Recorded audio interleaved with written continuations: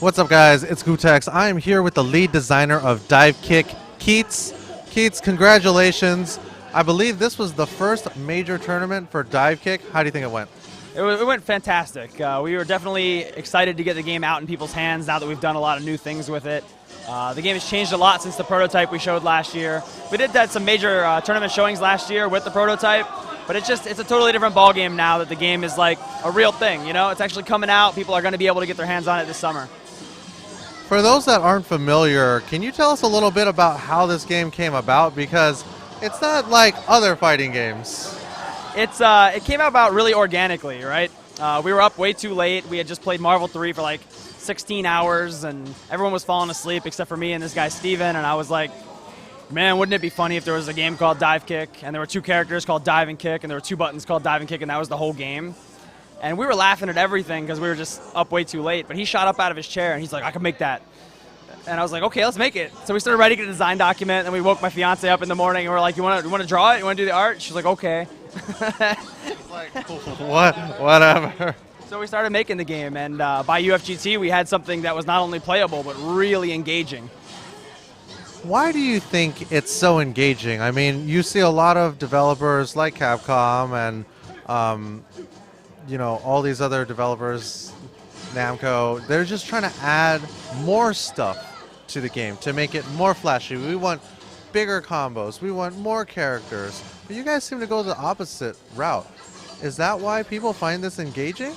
I think people find it engaging because there are like two parts of a fighting game that people really enjoy, in my opinion. There are people who really like to lab it up and learn combos and perform combos, and there are people who really like the mind game, the strategy aspect of a fighting game. Most fighting game players enjoy both. Almost all of us love doing both things. But for me, the most important part of the fighting game is the mind game part. And I think this game really hits home with people because it's very basic and it lets you outsmart your opponent repeatedly instead of trapping them into an unwinnable situation repeatedly or putting them into what is essentially a cutscene. A combo is a cutscene because a two-player game suddenly becomes a one-player game for the duration of my combo, right? So this is two players the whole time. It's really stressful because you die in one hit and then the situation is reset and you have to do it again. How has the project changed since you guys have had some pretty positive mainstream press?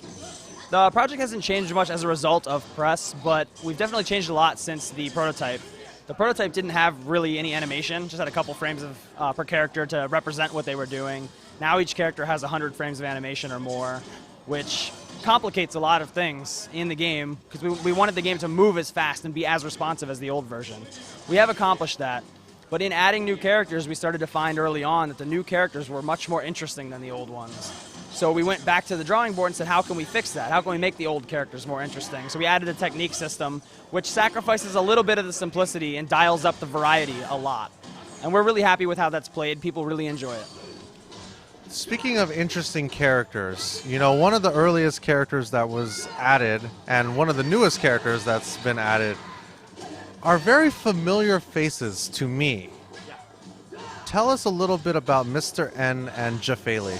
All right, I'm going to stick strictly to storyline because they're not related to any person, place, or thing that exists in real life. Mr. N is a terrible dude. He rigs the brackets. He never fights honest. He runs away. He beats his dog. He's not good people. Not good people. And then Jafali runs the biggest dive kicking tournament out of Orlando. It's called Jafali Effort Orlando, because he does it all by himself and no one helps him and no one gets any credit. And he views himself as his greatest promotional asset. So he competes in his own tournaments even though others frown upon that. And every time he wins, his head gets bigger to represent his ego growing. This sounds very familiar. If you say so. I don't know what you're talking about. See, that's that PR training. That's... All right, well, can you give us a hint as to maybe some of the other fighting game references might be coming out before the game drops? I want to leave it for a surprise, but we are doing a live stream every Monday at Iron Galaxy Studios. It's twitch.tv/Iron Galaxy, and we're revealing new content. So Monday, we're going to be doing a recap of NCR, and the following Monday, we should do another new character. So please tune in for that. Awesome. Keits, congratulations on the success of Divekick so far. It seems like there's a lot more room for growth. One more more thing. Please hit us up on Steam Greenlight. We need the votes to get on Steam. Go to greenlightdivekick.com. Click yes. You're not committing to buying it. You're just helping out fellow gamers who want to buy it. Just click yes. It's the right thing to do. And once they do that and it's available on Steam, when is Divekick going to be available for people to purchase? We're targeting release this summer. We're trying to get it out before EVO. We're trying our damnedest to get it out before EVO. But ultimately, we're publishing it ourselves, so it'll be out when it's ready. It's coming out on PS3, Vita, and PC. And we're trying to get on Steam, but if we can, it'll still be available some other way on PC. Awesome. Congratulations. Thank you. We'll see you guys later.